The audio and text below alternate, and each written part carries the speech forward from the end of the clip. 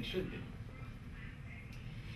When you take the idea of taxation, one thing that's very closely linked to it, in terms of education, in terms of the general perspective, is, where are these taxes going? One thing that people on the left always say is that we need to look after those who can't look after themselves. So they're all, hugely in favor of welfare.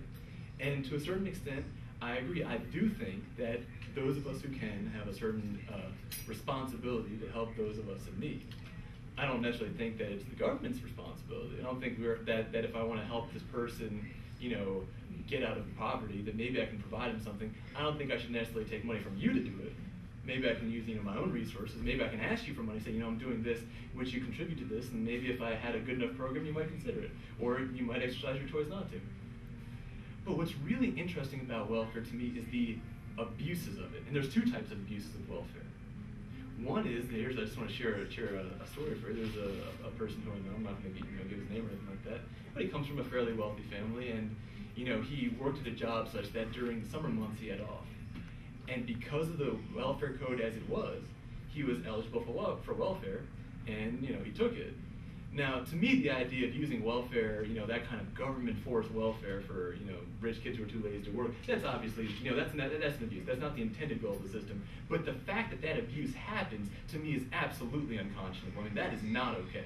The fact that happens once would be a problem, but it doesn't just happen once, it happens a lot. Another simple example, again, just from the community where I work, just going out and talking to people, you really get a sense of some of the abuse that you might not know, you get some of the insider knowledge. A friend of mine, he has a company where he does fixes stuff in people's houses and installs things. And there's a law in his particular state where a person needs to be off welfare for a week, after every certain amount of time in order to continue to receive welfare. So people would come to work for him for a week.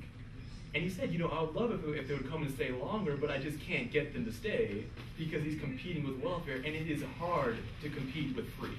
It's just hard to do. But that's not really even the biggest form of abuse, and that's not the big abuse of welfare. Welfare costs about $18 billion a year. The bailout still has us about $300 to $500 billion in the hole. That's enough welfare for 30 years of welfare. I mean, as bad as welfare to the poor is, there's abuses in it, and there's problems with it. As bad as those abuses are, the real problem is the welfare to the rich. I mean, that to me doesn't make any sense at all. The amount of corporate welfare that goes on, and you know what, those of us in this area, I think a lot of us to a certain extent are guilty of it, even maybe indirectly.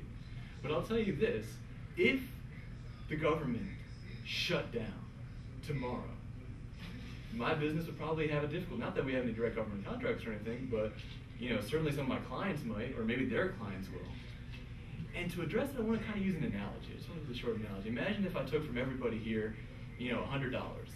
And I gave you 20, and I gave you 10, I gave you 5, and I gave you 3, and I gave you 6, I gave you 2,000, I gave you 7, and you would think to yourself, if I was going to shut that down, if there's no more of that, you might say to yourself, oh my God, I'm going to lose the $10 that I'm used to getting. Or you might say, I'm going to lose the $3 that I'm used to getting. But the real culprit is a person who's manipulated the system, using their lobbyists or whatever, to get the $2,000 from everybody else. And when we say, oh my God, I'm going to lose, because if the government just shut down all of its spending and kept taxes exactly where it was, a lot of people in this area would be hurting in certain ways. But it's not real hurting because they're taking the money from us in the first place and then giving us back some of it. It's not like real, it's not real benefit, it's not real productivity. Now, the final thing I want to talk about, and this relates very closely to welfare, is medical care, health care. And healthcare is one of those things that's so touchy because you imagine these situations where, someone is going to have, this horrible case of cancer and they're going to be out in the street and dying from cancer, and you just have these images in your head and they're horrific. And those type of images are so emotional that they can be used essentially as emotional leverage on people, and then that's how they can be used. So I want to just talk about that a little bit. I want to talk about the reality behind it. One of my friends who's a doctor told me this. He said, Arvin, sometimes I'll write a prescription for a more expensive drug just because it has fewer letters. Because I don't care how much it costs, patients don't care how much it costs, nobody in the hospital knows or cares how much it costs. And to me, that's the problem. I mean, how is it possible that fixing a broken arm costs just as much today as it did 500 years ago, Whereas LASIK, this highly technical procedure, every year is getting cut in half, and half, and half, and half. And sure, part of it is obviously the technology improves. But if you go to a LASIK place, they're different. I mean, they look like spas. They look nice. Why? Because they're competing with each other. They're trying to bring in clients, and they're saying, look, I'll do this for you for less with just the same amount of quality. You know, experienced orthopedic surgeon can probably set an arm in a pretty short period of time. My friend who's an orthopedic surgeon that I was just talking about said, yeah, you know, I can probably in most cases do it in less than an hour. If you had that in competition, I mean, in an hour, is $200 enough work for an hour? I think so, maybe $500. But the actual billing rate goes to $800, which is, again, it's just there because that's the way it is. So it creates this sort of backwards incentive for, instead of trying to lower the cost, actually trying to increase the cost. Because the higher your costs are, the more money you're going to get from the government, because it's not the person there who's making the decision. You know, I said, well, what about, my friend who's a doctor, I said, well, what drugs do you think are necessary? And I said, what about Lovenox? That's a very commonly prescribed drug. He said, you know what, in certain cases, Lovenox is great, but in about 90% of those cases, you can also just use aspirin. Difference is Lovenox costs $1,000 a month, whereas aspirin costs, I don't know, $10 a month. So really, for this thing to go forward, for this thing to work, it needs to have those kind of incentives. Those kind of incentives that say, how can we lower the cost? One of the things that I've strongly been in favor of is a modified version of a health savings account, which basically says this, that you have a certain amount of money that you can spend on healthcare. If you don't spend it, you can keep it. And you also get a kind of catastrophe insurance that says, well, if you're in a car accident or you get a horrible disease, you know, that's going to be covered too. What that does on those day-to-day kind of situations, it encourages people to try to spend as little as possible because it's their own money. And again, of course, the counter-argument is that, you know, maybe they'll do something unsafe or whatever. But I think that most of us recognize that in that situation, I think that if we give people the trust and assume that adults are adults, that they're not 5-year-old children without any responsibility, we're going to see that they're going to act that way. Just final statistic I want to use before closing is one of the other big expenditures, of course, is in our crime policy, in our jails, in our police force. What's interesting is where that's spent, or where that's targeted. And if you look at the criminal code, it tells you some things that are kind of interesting. The penalty for theft can be as small as, you know, just a small fine, as high as 12.5 years for grand theft.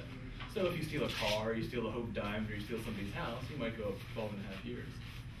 However, the penalty for drug trafficking starts at 10 years and goes up to essentially to life. So based on that, it's suggesting to me that if you came and you stole my car, that would somehow be less bad to me than if you sold, you know, this gentleman over here something. To me, that's unbelievably backwards. And the final area where I really want to target that is we have all this technology. We're using it on the DEA, or we're using it on surveillance, we're using it on satellites. Why not use that kind of technical criminal infrastructure to target some of the more modern crimes? The penalty for virus making, for computer viruses, for Trojans, for worms, right now ranges from up to a year for the more minor type of offense. But if you do something really extreme, you can go to jail for up to 3 or 4 years. Now, to me, that's an example, and that's backwards. I mean, that to me is a situation where we actually maybe need some more government, or at least to shift some of the resources of government from where they're being spent right now, completely counterproductively, to areas where they could actually, you know, do some good that actually benefit us. I mean, I would love, you know, every time I've gotten a computer virus, I've gotten a few in my life. It hasn't been the end of the world. I need to find ways to clean them up. But I would much rather not have to deal with that than in any way be affected by what somebody's doing in the privacy of their own home.